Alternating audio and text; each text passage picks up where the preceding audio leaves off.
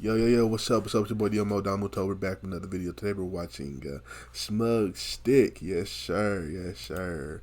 What if Goku was betrayed by his friends and trapped in the time chamber? This will be part 11 and maybe part 12 today.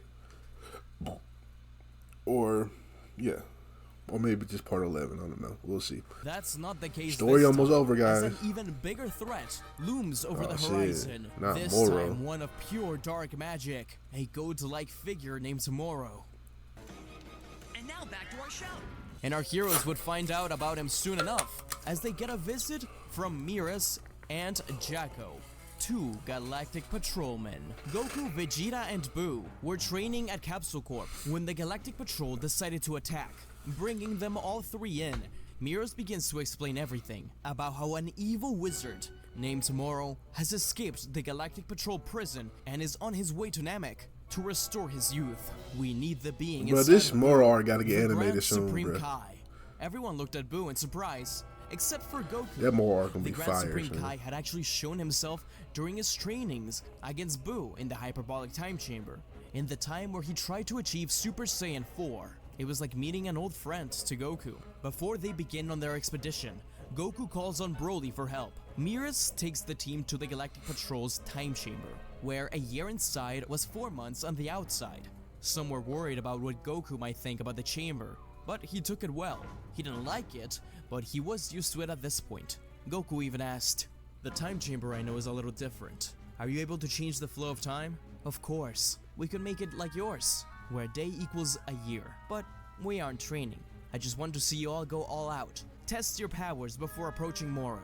Miras was extremely impressed by all of them, and after a quick sparring match, the team travels to planet Namek, where Moro had all but wiped out the entirety of it. He had already wished for eternal youth. As soon as he finished his wish, his body became young and more powerful. Moro's first wish was stolen from him by Cranberry. His second wish was to restore his youth, and the third to break everyone out of the Galactic Patrol prison. He commanded all of his forces, which he had broken up from the prison, to get to their ship and await his next command, as he felt a powerful force. As he said this, the heroes arrived.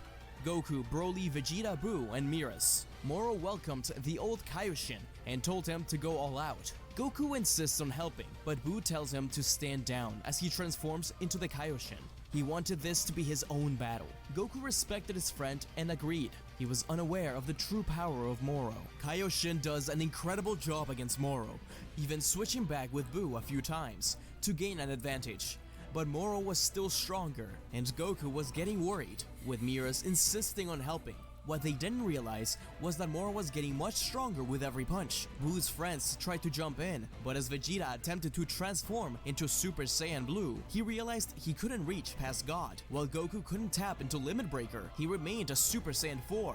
Broly had a large reserve of ki left, and he was the first to jump in to help Buu. The others joined soon after, but it was clear what was going on.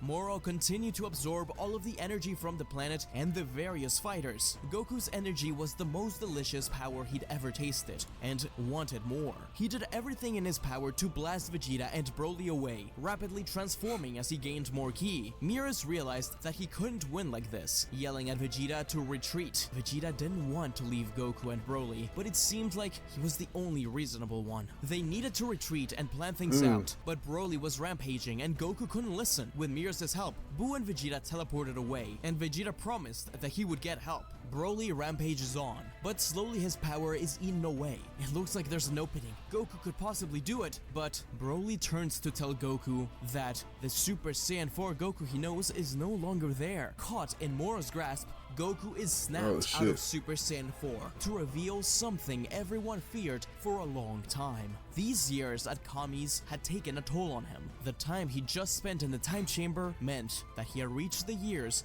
where a Saiyan would rapidly age. Before Broly laid an old man. No wonder he stayed permanently in Super Saiyan 4. That state reverted Saiyans back to their prime. Moro was only playing games, and he declared himself the victor. Enjoying the power which Broly and Goku had gifted him, he rose up to the sky in his spaceship, looking over the planet. There was no more use for this, was there? In the blink of an eye, while Broly held on to Goku, Planet Namek exploded. Back on Earth, Moro's men quickly reached the Earth's defenses, but Chi-Chi, Krillin, Yamcha, Tien, 16, 17, and 18 were having a harder time than they thought they would, thanks to the large number of enemies. The androids fared much better There ain't no than the rest, Gohan and Piccolo. but some enemies managed to escape through the planet, including 7-3. The menace reached Kami's lookout, looking for a powerful key presence in the world. He had locked onto Dende. Mr. Popo and Dende were terrified. They didn't know what to do. Tien had followed 7-3 and locked himself in combat. They needed the Dragon Balls in case something happened. They couldn't let Dende die. Tien pleaded with them to run, but 7-3 grabbed Tien by the throat and absorbed his power, growing an extra eye and throwing the man off the lookout. Popo did what he could to defend Dende, but it was no use. Dende was grabbed by 7-3 and perished. 7-3 smiled as he received Dende's power and realized something. The Namekian. He knew how to make Dragon Balls. 7-3 crossed his legs and sat down, closing his eyes and creating a brand new set of Dragon Balls for Moro and himself to use. As everyone on Earth continued to try and defend it, the Grand Kai, Goku, Vegeta, Miras, Raditz, and Broly appeared on the battlefield. Broly asked what just happened, and Raditz explained that Vegeta contacted him and told him that his instant transmission may be needed, as Kakarot refused to stop the fight, and the Grand Supreme Kai was way too hurt. Raditz saved them all at the last second, but it was clear that Kakarot was in a bad shape. He looked so old. They knew this would happen one day. Raditz says they need to get Dende to heal him. The other fighters, they will keep everyone else busy down here. Raditz places 2 fingers on his forehead, but I can't find Dende's energy. He couldn't have been... no way. Where's Tien? He seems to be gone too, but there's a key presence similar to both of them at Kami's lookout. Along with the team realized that the Dragon Balls were now under Moro's control, and they must have already made a wish. In fact, they watch as the Dragon Balls are spread around the world from the lookout. They can only wonder what hellish wish Moro must have made. 7-3 kneeled before Moro, as they see his mane has grown long and wild. Moro says that he really does feel the power, having wished to be the strongest being in the universe. He then turned to 7-3 and swallowed him whole, apologizing. He couldn't allow anyone else to use the Dragon Balls against him. Everyone felt the insane power increase when Moro suddenly teleported to the battlefield, everyone looking at him terrified. Vegeta's heart beat fast, until he heard Goku whisper, "Kami, Piccolo." Vegeta's eyes widened and turned to the Grand Kai, telling him that they need to get Piccolo from hell. Goku is asking for him. He may know something. The Grand Kai explained that he didn't have enough energy, but Raditz put a hand on the Grand Kai, giving him a portion of his ki, using Spirit Vision. The Grand Kai thanked him, saying that he trusts Goku and Vegeta, teleporting himself and Goku over to the Kaioshin realm. All of the other Z fighters rushed alongside Vegeta, not letting anyone approach, with a new ally arriving at the battlefield. Oh shit, Zamasu. not I Zamasu. felt Goku's energy depleted. I knew something was going on. I'm here to help. With the Z fighters ready, the battle And they began. kept eyeing The Goku. Kaioshin realm, Oh, Shin stalking hugged the that. Grand Kai tightly. It had been a millennia since the last time they saw each other, and the Grand Kai was happy to see him too, but he needed their help. Goku is asking for somebody known as Piccolo, who resides in hell. Shin's face went pale. Piccolo was the horrible being that did some terrible things to Goku. Was he sure? What for? With no more time for questions, Shin requested Piccolo be brought to the Kaioshin realm, asking Yama personally. He complied, though it was after some arguing. Piccolo's cape flowed gallantly. Everyone was a little anxious, but the Namekian slowly approached Goku on the ground. Son Goku, you've looked better, my friend. And you've gone a bit green. Piccolo and Goku talked in private for a minute, until he finally realized Goku's plan. Those Dragon Balls, are you sure? It's risky. Many lives will be lost. Trust me, I have a plan. If we do this right, then all the innocent civilians will be returned to life. Very well, my friend. I shall bring back all those years I took from you. Grand Kai, please, take me to the lookout on Earth. While Moro defeated everyone left and right, Broly, Vegeta, and Zamasu were the only ones left standing. Even so, they were extremely damaged. Nappa commented on how powerful this being was. He hadn't fought in a long time and he was really rusty, but he could just see it. Moro had a fighter's eyes. Meanwhile, the Grand Kai, Piccolo, and Goku roamed the lookout, until stumbling upon a room. Once there, Goku couldn't help but feel Moro defeating his friends. He turned to the Grand Kai, telling him that he's going to the battlefield while Piccolo does his thing. Piccolo promised Goku to atone for his sins, and they nod to each other, with Goku teleporting to the battlefield only to watch Broly berserking against Moro, who was clearly just toying with him. Moro lets go of Broly and turns to Goku. I defeated you once, old man. I can do it again. Your frail body can't do anything against me. You're hurt and weak. You're all alone. Oh shit. Talk your shit. Not alone, Moro. I have my old friends and enemies by my side. A bright light hugs Goku, with Moro wondering what the hell was happening. At the lookout, we see Piccolo enter the Grand Kai in front of a huge red Shenron, worried but hopeful. Moro then saw a set of Dragon Balls disappearing from the lookout into the galaxy. Another set? What the? The light dims down to reveal a young, bashful Goku, displaying the age he should be. Goku thanks Piccolo and Kami under his breath, and finally thanked the Dragon Balls. I knew that was gonna happen. I knew they were gonna do that shit. Were taken from him. Goku smiled, activating Ultra Ego. But this wasn't the Ultra Ego he revealed during the Tournament of Power. His younger body allowed him to do something incredible. Mix Super Saiyan 4. Ultra Ego on top of Super Saiyan 4. Moro realized what was happening, and he smirked. He knew that he had wished to be the strongest in the universe. It was time to test if those Dragon Balls really did their job. Moro and him crashed, nearly breaking apart the whole planet. Everyone cheered, although it seemed to Vegeta like Goku was fighting without a care for the planet. Vegeta commented on this, but Piccolo said, "The planet's doomed either way, Vegeta. We need to get out of here. It's all part of Goku's plan." Vegeta was surprised to finally meet the person Goku had talked about for so long, but if Kakarot trusted him, it must be for a good reason.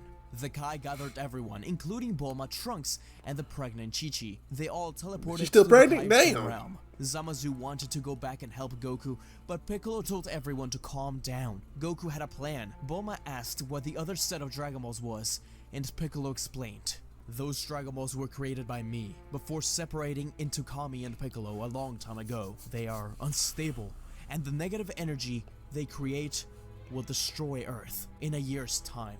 All that negative energy now resides within Earth. Everyone began to argue and complain. How could Goku do this? This was his plan? But Piccolo said that it will all become clear. But first, they needed Miras' help. In the meantime, Goku realized that the raw power of Ultra Ego's Super Saiyan 4 was not what he needed at the moment. It was powerful, but Moro was far stronger. What he needed to do was able to move and dodge Moro's attacks. What he needed was Ultra Instinct. He knew he had it in him, he could do it somehow. But it was the first time in his life where he struggled so much. He needed to tap into it. He needed Vegeta. Vegeta, that's right! What would Vegeta do in this situation? He closed his eyes and tried to think like the prince. And slowly he started to dodge attacks. This wasn't Ultra Instinct. It was something akin to what Master Roshi did in the manga. Clearly, Goku had a lot to learn from Vegeta, but if he could somehow combine Ultra Instinct and Ultra Ego, then he would be the perfect fighter. As of now, fusion? This would have to do. Eventually, however, Moro got tired of all of this. He was supposed to be the strongest being. Maybe he just needed a little bit more power. Moro began to absorb all of the power from Earth, to the point where it seemed like he began to fuse with the planet. Goku couldn't do anything to stop it, but he didn't need to either. This is exactly what he wanted. Goku apologized to Earth, looking over at Grandpa Gohan's old home. He sighed. All the years he spent defending it, he had to sacrifice at this one time. Goku teleported over to the Kaioshin realm. Thankfully, Moro was distracted while becoming one with Earth. Everyone ran to hug the young Goku, and he said that he was happy to see them again, and that he trusted that Piccolo told them the idea. Bulma asked Goku if he was sure, and Goku told her to trust him this one time. Miras then nods at Goku as the two disappear. We cut to a different planet, one that looks like a desert. There, Goku stands alone. He concentrated his ki, sensing Moro, until Moro finally sensed him back. The being teleported instantly to where Goku was. He was slowly deforming, it seemed. Parts of Earth were growing off of him, but because he had so much power already, he was able to control it a little bit more than the Moro in the manga. Goku and Moro stood in front of a pyramid-like structure. Miras was behind them, standing right in front of the door. Moro licked his lips. He wanted to take even more power, and if he could take Miras's, then he would be unstoppable. Goku taunted him, telling him to come at him. As the two clashed one more time and began to fight, Goku was trying to lure Moro into the time chamber. When he finally screamed out, the angel swung the door open, with Moro and Goku both going into the time chamber. Moro looked around. He didn't know what this place was, but Goku was all too familiar. Goku said that they could fight here at their heart's content and not bother anyone else. It was just him and Moro. Moro said, "Huh, you're stupid. You've really trapped yourself in here with me?" "Trapped myself? You've got it all wrong, Moro. You're trapped in here with me." Outside, everyone looked from the old Kai's crystal ball. It seemed like the plan worked, and Miras shot them a thumbs up. Piccolo began to explain. Goku's plan is simple. Moro became one with Earth. All the negative energy from the Black Star Dragon Balls now resides in him. If Goku and Moro can fight it out for 1 year in the time chamber, then Moro will explode from the inside out, thanks to the negative energy from the Black Star Balls. All he has to do is keep him from screaming and escape himself. Miras was able to modify his time chamber to match the one on Earth. Now, we just wait. Goku knew exactly what one had to do to escape, and that's why he did everything in his power to stop Moro from opening his mouth. It was a hard battle, perhaps the hardest Goku has ever had, but it seemed like 7-3's Shenron only made him the strongest person in the universe at that time. The second Goku regained his youth, he shot right back up above Moro. Oh shit. The two continued to fight for a whole year. Although it seemed like towards the end Goku was about to lose, knocked out of Super Saiyan 4 once more, he was only fighting in his regular Super Saiyan state, but he could feel it. He could feel Moro's ki getting more and more unstable. Finally, Moro said that it was over, and Goku agreed. Instead of saying anything else, Goku screamed at the top of his lungs, opening a portal that led to the outside world. Moro was wondering what he was doing, but without saying anything else, Goku jumped out of the chamber as Moro tried to reach towards him, but instead exploded. Goku was propelled out of the chamber, tired and beat. No more signs of Moro as Genki particles floated up to the sky, returning back to where they belonged. Goku sighed in relief. He looked over at Miras, who shot him a thumbs up. Goku said, "That's a good idea. You know, you'd make a pretty good angel." Miras perked up. "How did you know?" "Huh, the white hair. You look just like Whis because of it." And thus, the day was once again saved, thanks to the efforts of Goku and Vegeta, as long as everyone else. The team gathered the 7 magic Super Dragon Balls with the help of Zamasu, who for a second did think about stealing Goku's body, but resigned. Instead, everyone wished for any damage done by Moro to be returned to normal. That was fire. Thus, that was a fire. Everyone and Earth was returned to life. That was fire. Goku and Vegeta sat on top of his childhood home, watching Zamasu and Broly fight. They were their students now, which was funny. "You know, Kakarot, that was a close call. You spent so much time in the time chamber, you almost croaked like an old man." "Huh, I know. But you guys saved me, and I thank you all for that. It took me a long time to admit that I needed help from everyone else, and that I couldn't do things on my own. I wouldn't be here without you, Vegeta." "What do you get at being all mushy? Don't be ridiculous." "But I admit, we make a pretty great team. Don't you think it's finally time to have a rematch against Beerus?" To be honest, I haven't thought about it. But if we do that, I want you to be by my side, Vegeta. I wouldn't have it any other way, Kakarot. Aww. But first, let's see whose student is the best. Right, let's do this, Vegeta. Goku trains alongside Vegeta at Mount Pautsu a few months following the defeat of Moro. He thinks back to his time in the time chamber and how he used the newly found trust of his friends to conjure up a plan. Vegeta realized that there was something bothering Goku, and he speaks up, asking why he was fighting so sloppily. Sorry, Vegeta. I've been thinking about the fight against Moro in the time chamber. I wish I'd have been there to see it myself, but I do wonder, how did you survive a whole year while being in there? I was thinking about that too. The ultimate sign of trust from my part was letting Majin Buu help out during the fight. I let him absorb me, and he switched places with me for the majority of the battle. By being one with Majin Buu, I didn't eat any food nor water. You will let yourself be absorbed. Fitting for a low-class Saiyan, though that plan is very clever, I'll give you that. Chi-Chi calls out for Goku from inside the house. She was holding the newly born son, Gohan. When he was born, he blew everyone away by having an incredible key presence. I bet his power level fucking crazy.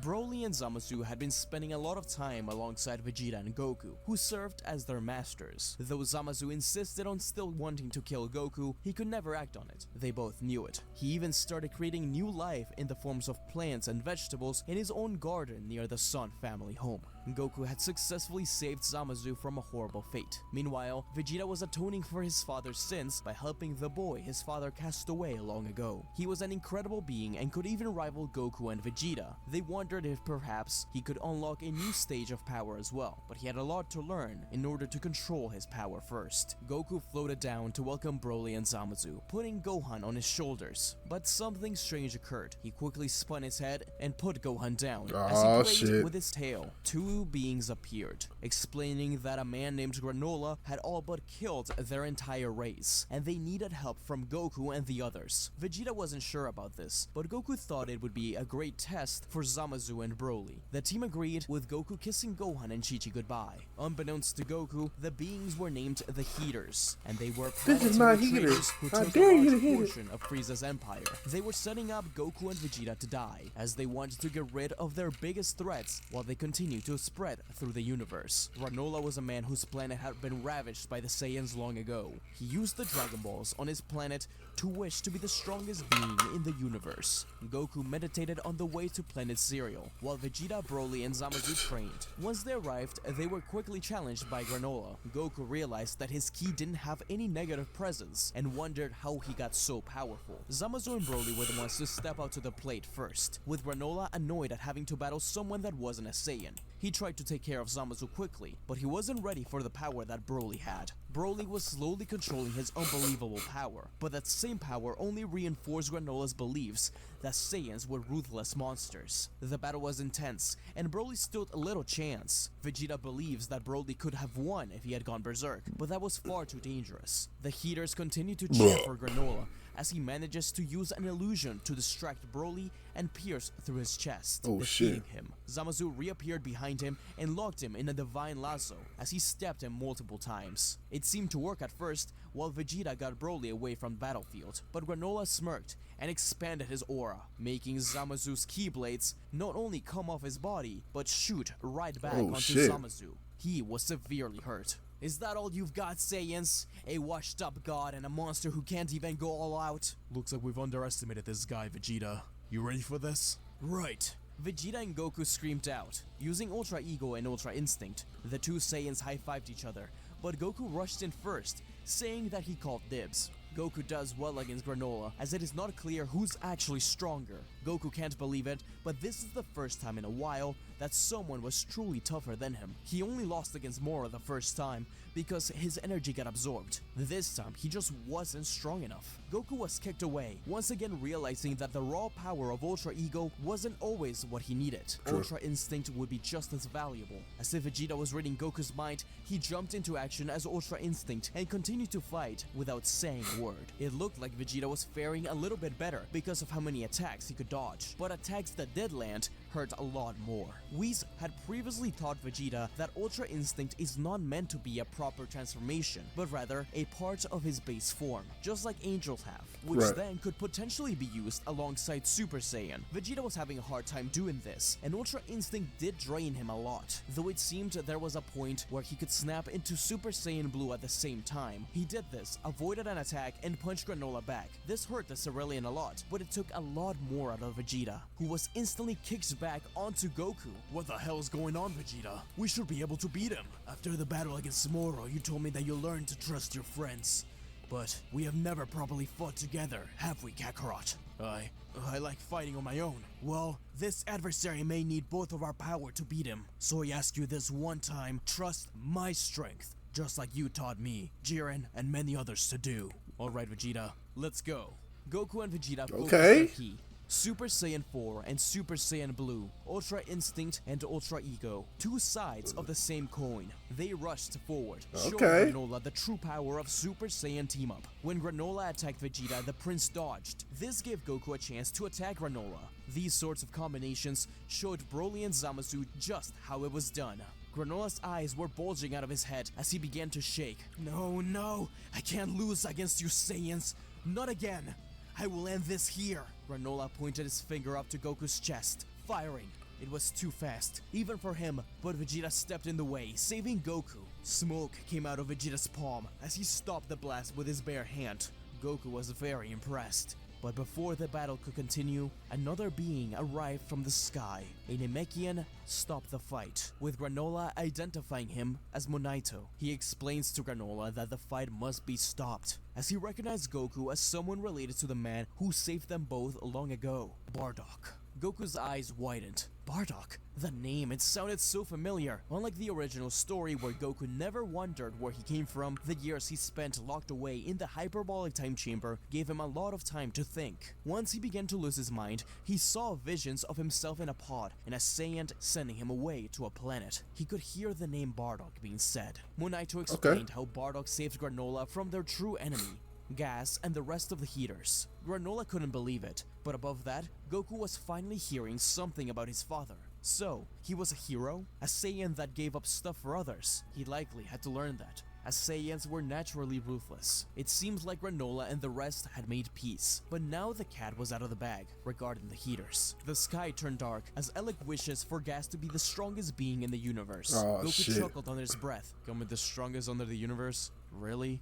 How unoriginal. The other heaters introduced the newly powered up Gas to the battlefield, and he begins to battle the heroes. All of them are fairly hurt, but willing to fight. Goku ponders for a moment if he could just use his destroyer energy to Hakai Gas. Surely he has enough power to do it, but he thinks back to the battle against Moro. Just like back then, he wanted to enjoy the battle for as much as possible. Regardless of the fact that his life was in danger, he wanted to experience the thrills of battle more than anything else. Destroying his opponents would just be too easy. Even after all this time since leaving the time chamber, Goku still yearned for a good battle. He truly was a Saiyan, wasn't he? Goku's thoughts were cut short when he and his friends were blasted away by Gas's aura. He was growing tired of waiting. Granola believes that he got them into this situation, so he steps up to the fight. Sadly, he can't stand a chance, and both Vegeta and Goku are hurt enough that they begin to lose as well. Goku's pursued through the planet, and he realizes that he needs some time to find a way to beat him. That's when Goku teleports to the first familiar presence he can find. In the middle of a desolated planet, with clothes spread around the ground, a single android stands in the middle. Cell.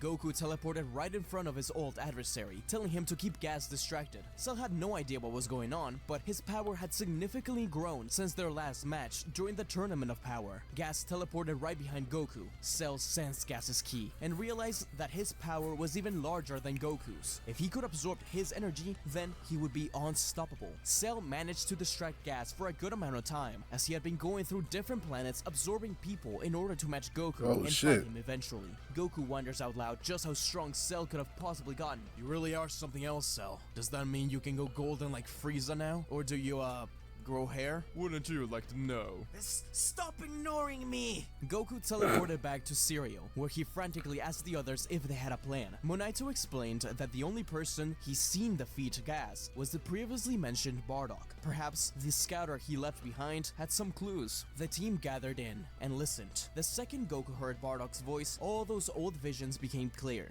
Goku could clearly hear and even see his father saving him from an awful fate. I like how they did this in the manga. On Goku's face, How they the time he had spent in the time Goku chamber, kind of got to see his dad and hear his dad for the first time and shit. That shit was fire. Some way with him, just like his grandfather Gohan was. They finally His did that. father Like, they could took them defeat years Gas, to do then this shit. So could he. The scouter message retold the battle between Bardock and Gas. Vegeta then asked where Gas was, and Goku snapped, realizing that he had left him behind alone with Cell. Goku told Broly, Zamasu, Vegeta, and the rest to hang on as they teleported over to Cell once more. There, they watched Cell panting, blood dripping from his arm, a missing leg, and a broken wing. Took you long enough. I don't know how long I can keep fighting him. You owe me a big one. Our fight will come soon, don't worry. You can take a step back for now. Ready, Vegeta? Let's do this, Kakarot. Goku and Vegeta screamed at the top of their lungs, transforming into Ultra Ego Super Saiyan 4 and Ultra Instinct Super Saiyan Blue respectively. The intense battle began as Gas continued to attack by creating many weapons, but the two of them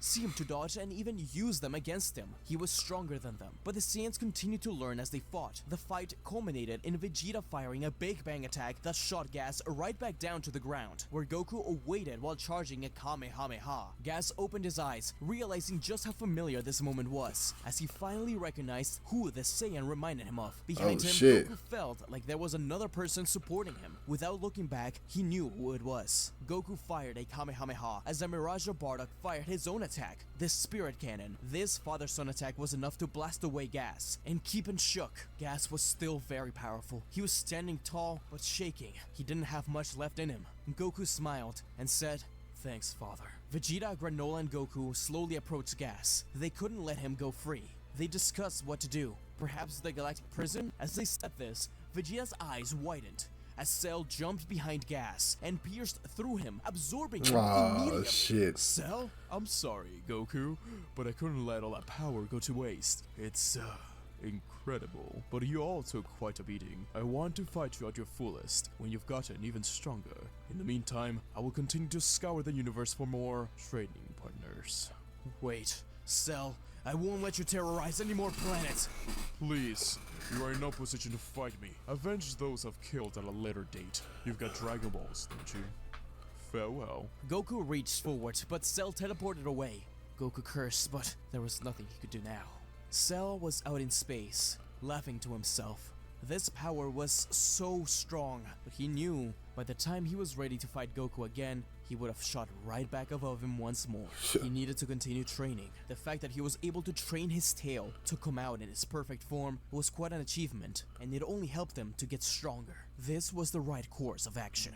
The next What thing, the hell? Broly was dragging them all into the galactic prison where they could spend their time from then on. Granola and the rest said their goodbyes, with Granola promising to help Goku any way he can, including training. Goku thanked Granola, but told him that he wants to pay him back in only one way, coming to train with his son, Gohan, when the time came. After all, it's almost poetic that he get to train the grandson of the man that saved him. Granola agreed, saying goodbye as if old friends. Now, back at home, Goku watches as little Gohan plays with Trunks.